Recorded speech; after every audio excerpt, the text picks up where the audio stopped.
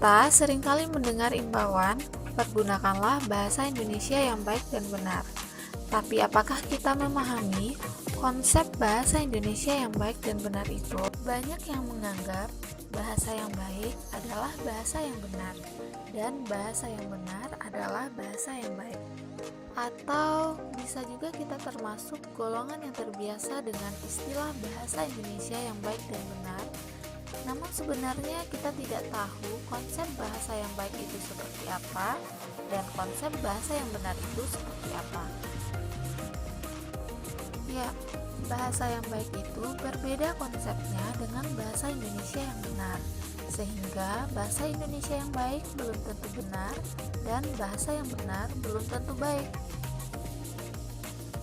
Yang dimaksud dengan pemakaian bahasa Indonesia dengan baik dan benar adalah penggunaan yang sesuai dengan fungsi dan situasinya. Seperti diketahui bahwa bahasa Indonesia mempunyai banyak ragam. Jika digunakan ragam resmi dalam situasi non-resmi, mungkin bahasa yang digunakan menurut tata bahasa baik, tetapi ragamnya tidak tepat. Begitu juga misalnya, jika dipakai ragam lisan dalam laporan resmi, pasti akan terkesan janggal. Jadi, bahasa Indonesia yang baik dan benar adalah bahasa yang baik menurut ragamnya dan benar menurut tata bahasa.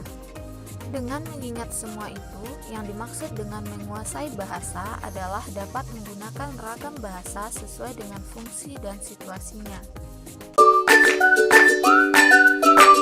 Kita masuk pada bagian yang pertama, yaitu subjek. Subjek adalah pelaku yang melakukan kegiatan ya, atau orang yang melakukan kegiatan, atau juga subjek itu masuk pada bahagian pokok bahasa.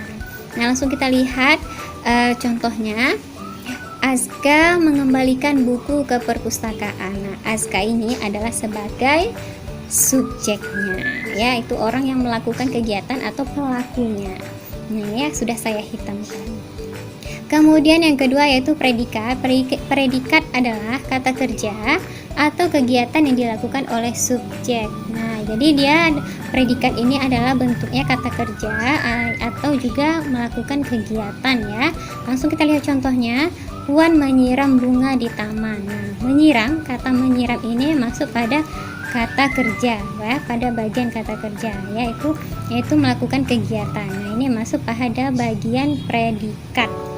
Nah, langsung kita masuk pada bagian objek. Objek adalah orang yang dikenai perbuatan oleh subjek ya, atau korbannya bisa juga kita sebutkan ya. Bisa juga kita sebut seperti itu ya, korban dari subjek. Tapi yang benar itu pengertian objek adalah yang dikenai perbuatan oleh subjek. Contohnya, Cindy menghabiskan donat. Nah, ini donat ini adalah sebagai objeknya. Sekarang kita masuk pada bahagian keterangan. Keterangan adalah menjelaskan tempat, cara, waktu, dan penyerta. Nah, di sini ya teman-teman, sebenarnya banyak ya pembahagian dari keterangan, tapi yang saya mau jelaskan di sini untuk pembuatan struktur kalimatnya yang sederhana, kita gunakan yang sehari-hari saja ya. Nah, contohnya yang ingin saya jelaskan di sini hanya bahagian keterangan bagian tempat, cara, waktu, dan penyerta. Contohnya keterangan tempat yaitu Adi belajar perkalian di rumah. Nah, ini sudah saya hitamkan contoh dari keterangan tempat. Kemudian keterangan cara, contohnya Adi belajar perkalian dengan rajin. Nah, ini contoh dari keterangan cara. Kemudian contoh keterangan waktu, Adi belajar perkalian setiap sore. Ya, kemudian contoh keterangan penyerta, Adi belajar perkalian bersama kakaknya. Nah, ini contoh dari keterangan penyerta. Sudah saya hitamkan ya teman-teman. Untuk membedakannya, untuk menjelaskan fungsinya gitu ya teman-teman.